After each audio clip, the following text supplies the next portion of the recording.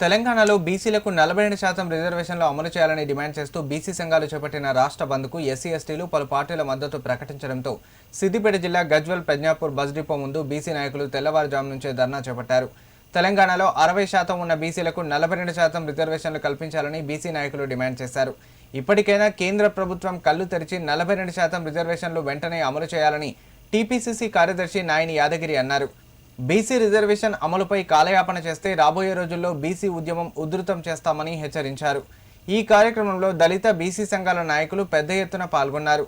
కాగా Gajwel Pragnapur RTC bus డిపోలో 70 బస్సులకు ఒక బస్సు కూడా బయటకు రాకపోవడంతో ప్రయాణికులు తీవ్ర ఇబ్బందులు పడ్డారు.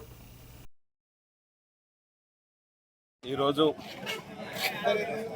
బీసీ సంఘాల జేఏసీ పిలుపు మేరకు గజ్వెల్లో బంద్ విజయవంతంగా నడిపే విధంగా ముందుగా ప్రయత్నంగా ఇక్కడ గజ్వెల్ ప్రజ్ఞాపూర్ డిపో దగ్గర మార్నింగ్ నుండి ఇక్కడ నుంచి మా యొక్క స్లోగన్స్ ఇవ్వడం జరుగుతుంది.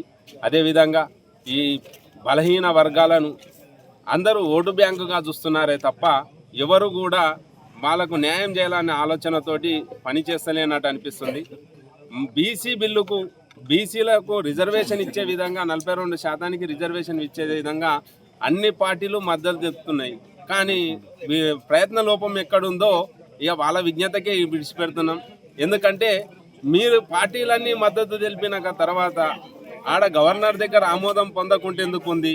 ఈరోజు పార్లమెంట్లో బిల్లు పెట్టేస్తే ఈడబ్ల్యూఎస్ని అయితే ఏ విధంగా బిల్లు పాస్ చేసిర్రో ఈ బీసీ బిల్లును కూడా అదే విధంగా మాకు బిల్లు పాస్ చేసి 9th షెడ్యూల్లో చేర్చినట్లయితే బలహీన వర్గాలకు సంబంధించినటువంటి కొన్ని సామాజిక అంశాలు తీరుతాయి. కాబట్టి ప్రతి ఒక్క బీసీ బిడ్డ ఆలోచించుకోవాలి. రిజర్వేషన్ అనే అంశంపై ఈరోజు ఏదైతే బంద్ జరుగుతుందో ఈ బంద్కు అన్ని రాజకీయ పార్టీలు వివిధ ప్రజా సంఘాలు మద్దతు ఇవ్వడం నిజంగా శుభ పరిణామం.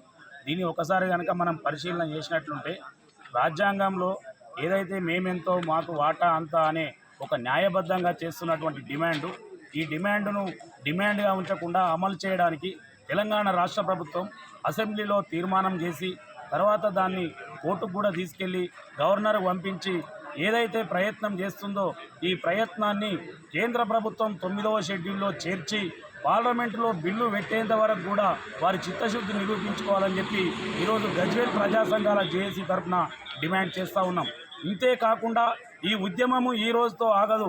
ప్రతి పల్లెలో ప్రతి గడపకు ప్రతి బీసీ బిడ్డ ప్రతి దళిత బిడ్డ మద్దతు ఇచ్చే అందరినీ కలుపుకొని రానున్న రోజులలో భారతదేశానికే తెలంగాణ రాష్ట్రం ఒక మోడల్గా దేశంలో మొత్తం బీసీలకు న్యాయం జరిగే విధంగా ఈ ఉద్యమం ఉంటుందని చెప్పి ఈ సందర్భంగా తెలియజేస్తున్నాం.